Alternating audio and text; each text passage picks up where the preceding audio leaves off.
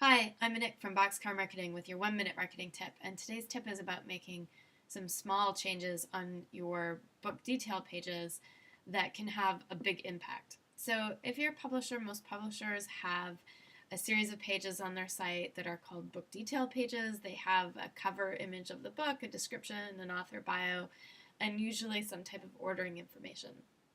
Most of these pages are designed in the same way, where you have a cover image on one side and then the title in a larger font and the author name, and then basic body copy formatting for the description and the author bio.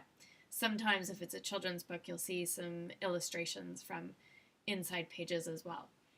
So there are three things that you want to experiment with in order to increase conversions on those pages: copy, testimonials, and calls to action.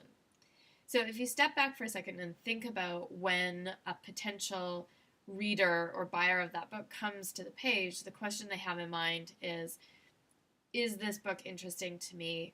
Is it worth reading this particular book? Is it worth that particular price?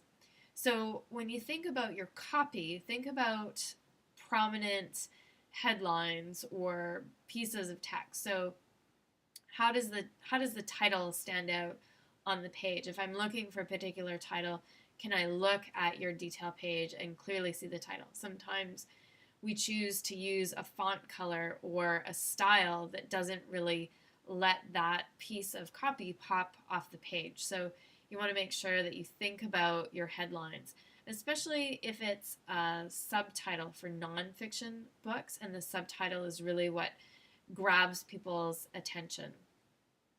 The other thing you want to think about is, where does your eye fall on the page? Does your page design have that classic kind of F-shape pattern where your eye is going to track from that large prominent headline down the page?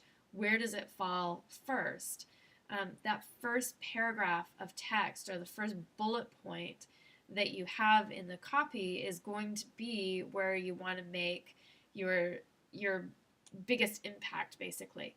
So have a statement that helps people get over a particular barrier, or that addresses a pain point, or establishes the relevancy of this particular title. That's a great spot for that. The second thing is testimonials or pull quotes or reviews, whatever you want to call them. Usually we put any types of reviews down at the very bottom. It's like the last thing that you see. But really you want to think about, how do you pull two quotes, either from credible, relevant sources who are going to convince people, well, if those people endorse the book, then I should too.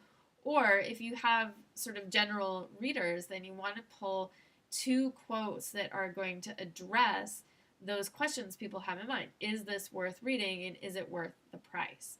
So you want to move two of those testimonials higher up on the page. Again, think about where people's eyes sort of naturally fall in your particular design and try to get those testimonials higher up. Also think about calls to action, our third point. So where is that buy button? And can you put a testimonial near that buy button that, again, sort of nudges someone down that path towards purchase? And when it comes to the verbs in your call to action, you want to think about sort of low level action verbs like get, buy, rather than sort of macro verbs that seem harder, like order or request. So just play around with the words that you have in those call to action buttons. I'm Monique from Boxcar Marketing, and that is your tip for today. Thanks. Bye.